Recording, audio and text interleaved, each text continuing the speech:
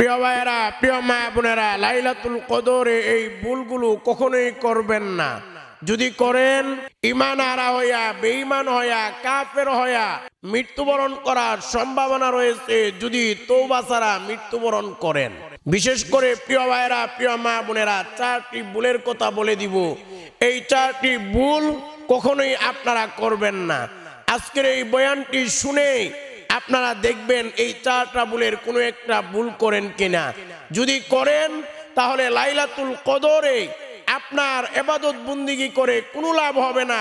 লাইলাতুল কদরে আপনার নামাজ আল্লাহর দরবারে কবুল হবে না, আপনার রোজা আল্লাহর দরবারে কবুল হবে না।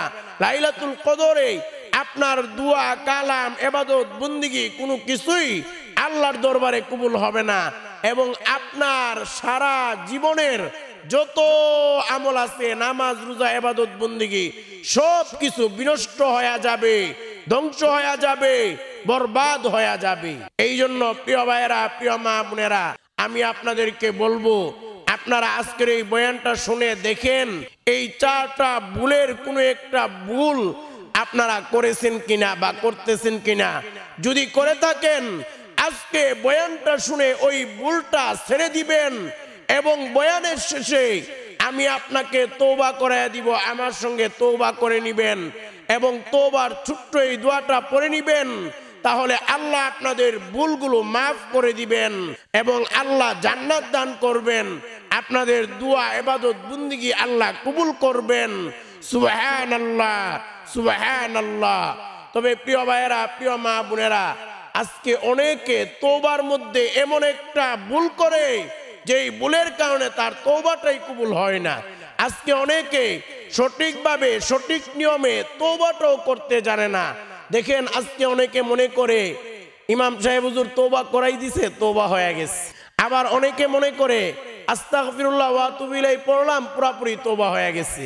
আবার অনেকে মনে করে শুধু তওবার নামাজ পড়লাম, তওবা হয়ে গেছে। দেখেন অনেকে ভালো করে নিয়ম না বুঝে তওবা না করার কারণে তাদের তওবা আল্লাহর দরবারে কবুল হয় না, সঠিক নিয়মে তওবা হয় না। এই জন্য আজকের এই বয়ানটি শুনবেন, বয়ানের শেষে আপনাদেরকে তওবার সঠিক নিয়মটা আপনাদেরকে বলে দিব। আমার সঙ্গে আপনারা সঠিকভাবে, সঠিক নিয়মে, প্র্যাকটিক্যালি তওবা করবেন, তাহলে আপনারা সবসময় সঠিক নিয়মে তওবা করতে পারবেন। প্রিয় ভাইয়েরা, প্রিয় মা বোনেরা, এমনি ভাবে আমি আপনাদেরকে বলে দিব এই লাইলাতুল কদরে আপনারা কিভাবে নামাজ পড়বেন, কত রাকাত নামাজ পড়বেন, কোন কোন সূরা দিয়ে নামাজ পড়বেন, কত রাকাত পরে পরে মুনাজাত করবেন, এমনি ভাবে আমি আপনাদেরকে বলে দিব এই লাইলাতুল কদরে আপনারা কোন দোয়া পড়বেন। লাইলাতুল কদরে এমন একটা দোয়া রয়েছে, ওই দোয়াটা যদি আপনি পড়তে পারেন আমার আল্লাহ আপনার জীবনের যৌবনের সমস্ত গুনাহ খাতাগুলো মাফ করে দিবে। সুবহানাল্লাহ। লাইলাতুল কদরে এই একটা দোয়া পড়লে আপনার কপাল খুলে যাবে, ভাগ্যের চাকা ঘুরে যাবে। এই জন্য দোয়াটা পড়বেন, নবীজি শিখিয়ে দিয়েছেন দোয়াটা। এমনি ভাবে প্রিয় ভাইয়েরা, প্রিয় মা বোনেরা, বর্তমান সময়ে আমাদের সবচেয়ে বড় ভুল ধারণা হলো অনেকে মনে করে লাইলাতুল কদর শুধু 27শে রমাদান, 27শে রমাদান রাত্রি, এটা হলো শুধু লাইলাতুল কদর। প্রিয় ভাইয়েরা, প্রিয় মা বোনেরা, ভালো করে মনে রাখবেন, এটা হলো সবচেয়ে বড় ভুল ধারণা। কারণ আমাদের কলিজার টুকরা পেয়ারা নবীজি সাল্লাল্লাহু আলাইহি ওয়াসাল্লাম, সহিহ বুখারীর বর্ণনা, আমাদের নবী বলেন তাহাররাউ লাইলাতুল কদরি ফিল উইতি মিনাল আশরিল আওয়াখিরি মিন রমাদান। আমাদের নবী বলেন, হে আমার উম্মতেরা, আমাদের নবী বলেন তোমরা রমাজানের শেষ দশকের বিজুরের রাত্রিতে লাইলাতুল কদর তালাশ করো। অর্থাৎ লাইলাতুল কদর আমাদের তালাশ করতে হবে রমজানের শেষ দশকের বিজুর রাত্রি কি 21শে রমাদান, 23শে রমাদান, 25শে রমাদান, 27শে রমাদান, 29শে রমাদান।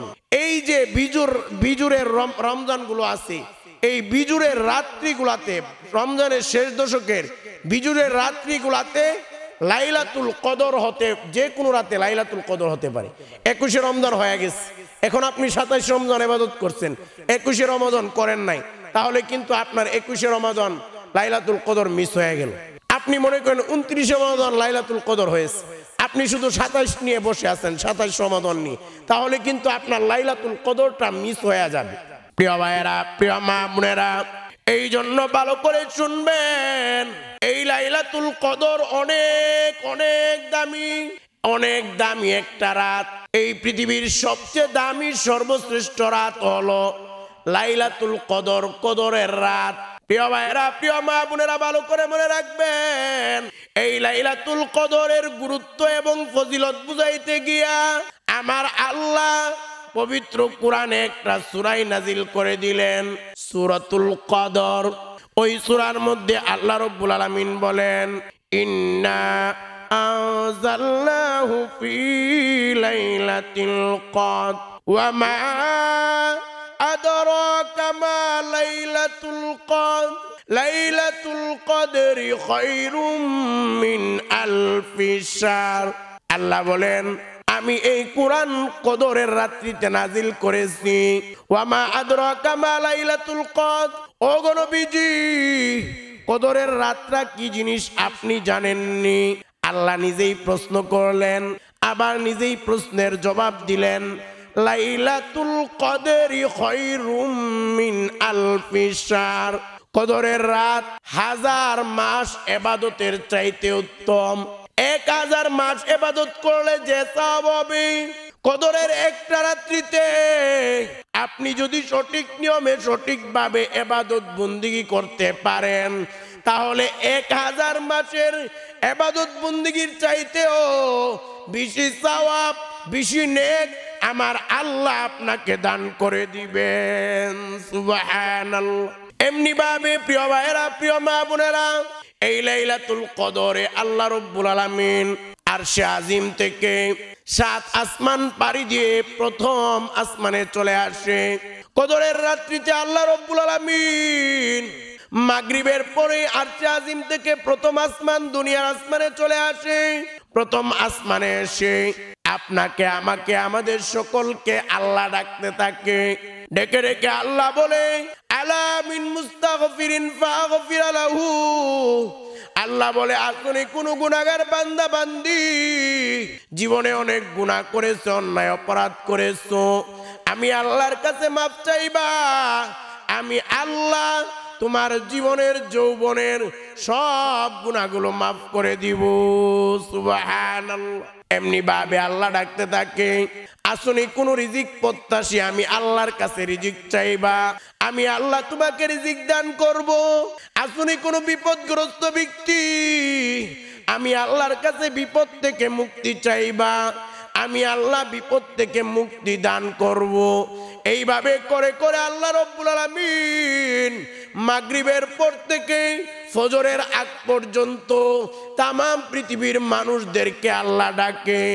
এই জন্য মনে রাখবেন, এই লাইলাতুল কদরে আপনি আল্লাহর কাছে যদি ইবাদত বন্দেগী করে সঠিক নিয়মে তওবা করে মাফ চান এবং আল্লাহর কাছে আপনি যা চাইবেন, আমার আল্লাহ আপনাকে তাই দান করে দিবেন। সুবহানাল্লাহ। এমনি ভাবে আমাদের কলিজার টুকরা নবীজি বলেন, যে হাদিসটি সহিহ বুখারী এবং মুসলিমে বর্ণিত হয়েছে, আমাদের নবী বলেন, ওয়ামান কামা লাইলাতাল কদরি ঈমানাও ওয়া ইহতিসাবান গুফিরা লাহু মা তাকদ্দামা মিন যামবি। আমাদের নবী বলেন, যে ব্যক্তি লাইলাতুল কদরে সওয়াবের, ঈমানের সহিত সওয়াবের আশায় ইবাদত বন্দেগী করে লাইলাতুল কদরে, গুফিরা লাহু মা তাকদ্দামা মিন যামবি, আমার আল্লাহ তার জীবনের যৌবনের সব গুনাহগুলো মাফ করে দিবেন। সুবহানাল্লাহ। এই জন্য মনে রাখবেন, লাইলাতুল কদর 1000 মাস ইবাদত করলে যে সওয়াব হবে, এর চেয়ে বেশি সওয়াব হবে লাইলাতুল কদরে একটা রাত্রিতে যদি আপনি ওই ইবাদত করতে পারেন। এমনি ভাবে লাইলাতুল কদরে যদি ইবাদত করেন আল্লাহ আপনার জীবনের যৌবনের সব গুনাহ মাফ করে আপনাকে জান্নাত দান করবেন। সুবহানাল্লাহ সুবহানাল্লাহ। এই জন্য প্রিয় ভাইয়েরা, প্রিয় মা বোনেরা, এই লাইলাতুল কদরে আপনারা সঠিক নিয়মে ইবাদত বন্দেগী করতে হবে। আজকে আমি আপনাদেরকে বলে দিব, বিশেষ করে লাইলাতুল কদরে আপনারা নামাজ কিভাবে পড়বেন এবং লাইলাতুল কদরে কোন কোন ইবাদত বন্দেগী করবেন, নামাজের নিয়ত কিভাবে করবেন এবং আপনারা কত রাকাত নামাজ পড়বেন লাইলাতুল কদরে, কিভাবে কোন সূরা দিয়ে পড়বেন এবং কোন দোয়া করবেন, কোন কোন ইবাদত বন্দেগী করবেন, সব কিছু আপনাদেরকে বলে দিব। তবে প্রিয় ভাইরা, প্রিয় মা বোনেরা, ভালো করে মনে রাখবেন এবং আপনাদেরকে বিশেষ করে চারটি ভুলের কথা বলে দিব। এই চারটা ভুল করলে আপনারা ঈমান হারা হইয়া, বেঈমান হইয়া, কাফের হইয়া মৃত্যুবরণ করার সম্ভাবনা রয়েছে যদি তওবা ছাড়া মৃত্যুবরণ করেন। প্রিয় ভাইরা, প্রিয় মা বোনেরা, প্রথমে আমরা জানবো কোন চারটি ভুল করলে ঈমান হারা হইয়া, বেঈমান হইয়া, কাফের হইয়া মৃত্যুবরণ করতে হবে। যদি এই চারটি ভুলের কোনো একটি ভুল আপনি করে থাকেন তাহলে শেষে আমার সঙ্গে যে নিয়মে তওবার কথা বলে দিব আমার সঙ্গে আপনারা তওবাটা করে নিবেন। এই চারটি ভুলের মধ্যে 1 নাম্বার ভুল হলো, বিশেষ করে যারা সুদ খায়, ভালো করে মনে রাখবেন, এই সুদ খাওয়া এমন একটা গুনাহ। সুদ খাইলেন মানে সুদ খাইলেন না, আপনি আল্লাহ এবং তার রাসূলের বিরুদ্ধে যুদ্ধ ঘোষণা করলেন। আপনারাই বলেন, আল্লাহ এবং আল্লাহর রাসূলের বিরুদ্ধে যদি কেউ যুদ্ধ ঘোষণা করে তার ঈমান আছে নাকি গেছে? তার ঈমান চলে গেছে। কারণ আমার নবী বলেন, আর রিবা সাবউনা হুবান আইসারুয়া আইয়ান কিহার রাজুল উম্মাহু। আমার নবী বলেন সুদের 70 ধরনের গুনাহ আছে, এর মধ্যে সুদের সবচেয়ে ছোট গুনাহটা হলো আপন মায়ের সঙ্গে জেনা করা, আকাম করা, কুকাম করা। যে সুদ খাইলো না, সে তার মায়ের সঙ্গে জেনায় লিপ্ত হয়ে আছে। এই জন্য মনে রাখবেন, আজকে যদি আমি আপনাদেরকে বলি যে আপনি আপনার মায়ের সঙ্গে জেনা করেন, আপনাকে 10 লক্ষ টাকা দেওয়া হবে, কেউ কি করবে? তার মায়ের সঙ্গে জেনা করবে না। কিন্তু যারা সুদ খাইতেছে, নবীর কথা অনুযায়ী তারা তাদের মায়ের সঙ্গে জেনা করতেছে। এই জন্য আমি বলি, ভাই আপনারা সুদ খায়েন না, প্রয়োজনে কুত্তার গু, শুয়োরের গু, তেলদা বাইজ্জা খান, এরপরেও সুদ রাখায়েন না। কারণ সুদ খাইলে, কুত্তার গু, শুয়োরের গু, তেলদা বাইজ্জা খাইলেও আপনার ঈমান হারা হবে না। সুদ এর চাইতে আরো বড় গুনাহ। কারণ সুদ খাইলে আল্লাহর রাসূলের বিরুদ্ধে যুদ্ধ ঘোষণা করলেন এবং আপনি আপনার মায়ের সঙ্গে জেনা করতেছেন। এই জন্য সুদখোর যারা আছে তাদেরকে বলবো, আপনারা সুদ ছাড়েন, নতুবা লাইলাতুল কদরে আপনাদের ধ্বংস কেউ ঠেকাইতে পারবে না। প্রিয় ভাইয়েরা, প্রিয় মা বোনেরা, এবার আসুন 2 নাম্বার যেই ভুলটা করা যাবে না লাইলাতুল কদরে, এটা হলো বিশেষ করে আপনারা গীবত করবেন না। লাইলাতুল কদরে হোক, আগে হোক, পরে হোক, গীবত কখনোই করবেন না। কারণ গীবত করলেন মানে মরা মানুষের গোশতগুলা চাবায়া কামড়ায়া খাইতেছেন। নাউজুবিল্লাহ। কেউ কি মরা মানুষের গোশত খাইবেন? আমি যদি কাউরে বলি আপনার আপন ভাই মারা গেছে, আপনাকে আমি 50,000 টাকা দিব, আপনার আপন মরা ভাইয়ের গোশতটা চাবায়া খান, কেউ খাইবে? কেউ খাইবে না। কিন্তু গীবত কইরা কিন্তু আপনি ঠিকই আপনার আপন মরা ভাইয়ের গোশতটা চাবায়া খাইতেছেন। এটা আমার কোনো বানানো কথা নয়। আল্লাহ রাব্বুল আলামিন পবিত্র কুরআনুল কারীমের সূরাতুল হুজরাতের 12 নম্বর আয়াতের মধ্যে 3টি জিনিসকে হারাম ঘোষণা করেছেন।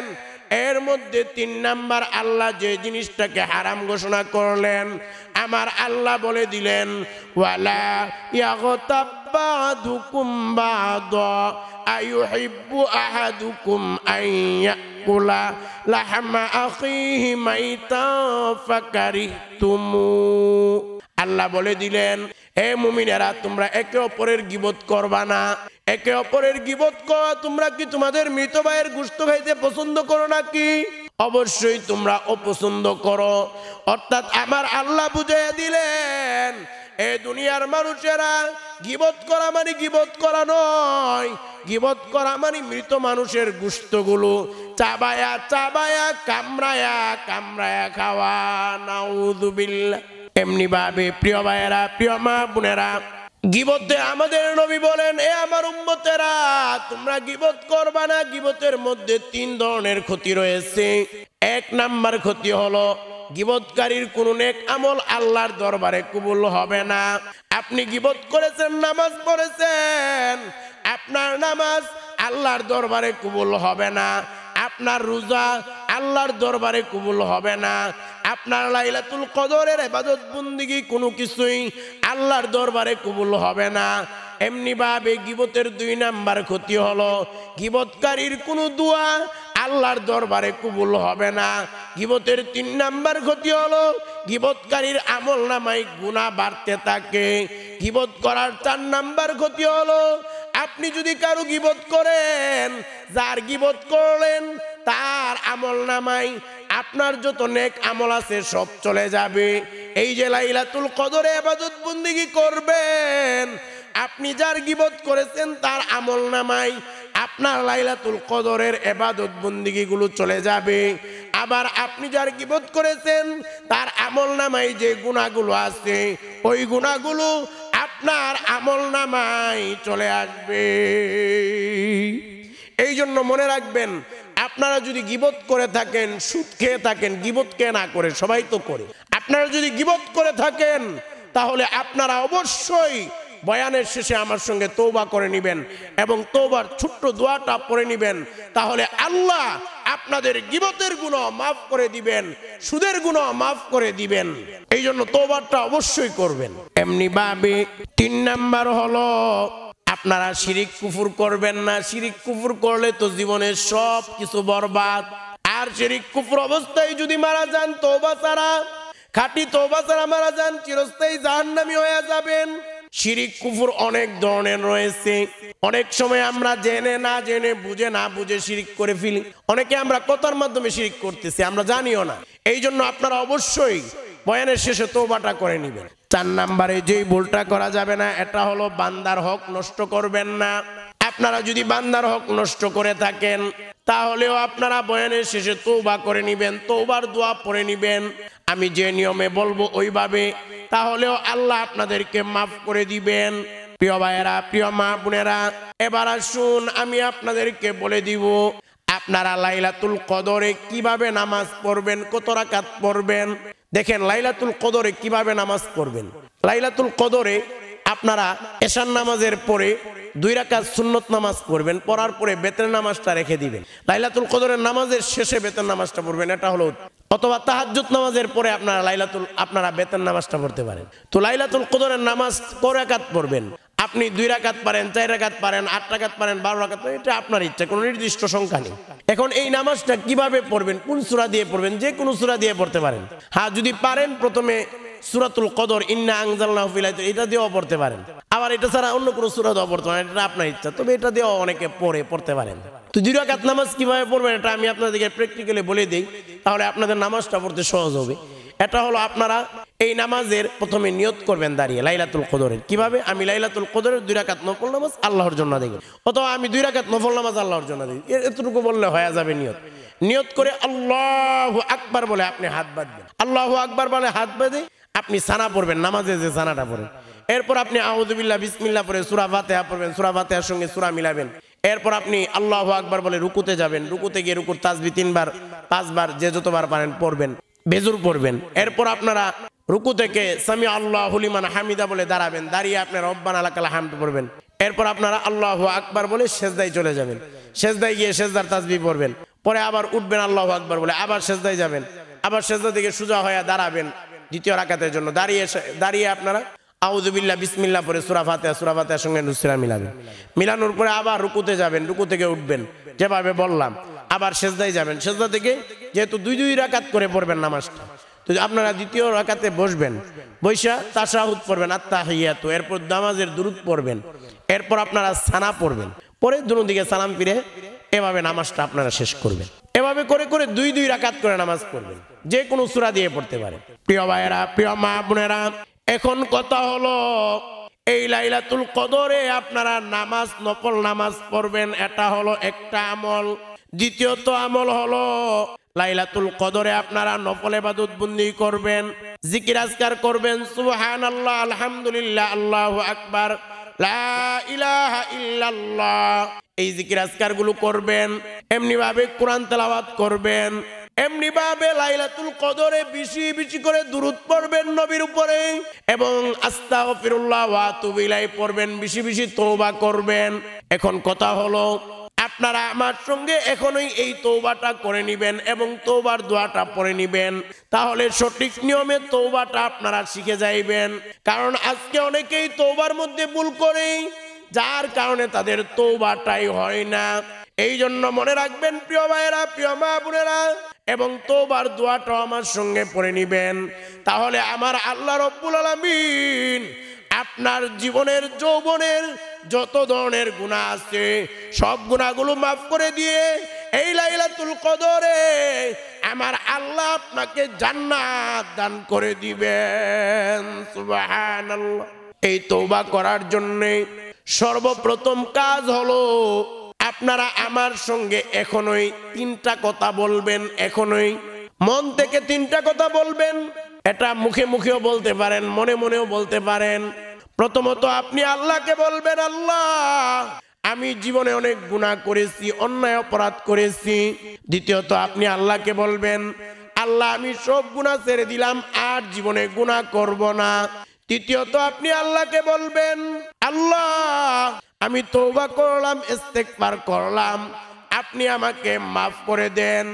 এই 3টা কথা আপনি বলার পরে আপনি তওবা ইস্তেগফারের এই দোয়াটি আমার সঙ্গে আপনারা 3 বার পড়বেন।